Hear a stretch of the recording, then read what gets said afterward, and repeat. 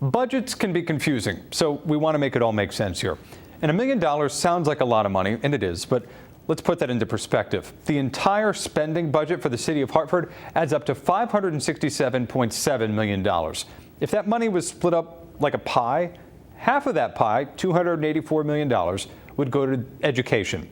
This piece, $85 million, would go to public safety. But that's not all strictly police. That public safety budget is split between police, fire, and other emergency services. That specific police budget is around $46 million. So the $1 million being taken away represents about 2% of that. Another $1 million will stay with the department, but has to be moved to where city leaders think it's needed. $500,000 was taken from Hartford's detention center. Another $500,000 coming from the Vice and Narcotics unit. That $1 million will then be split up.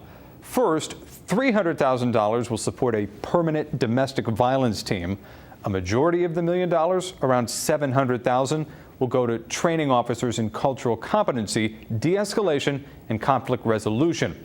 Supporters of this and the mayor say it's a step in the right direction, but some critics say it's not nearly big enough.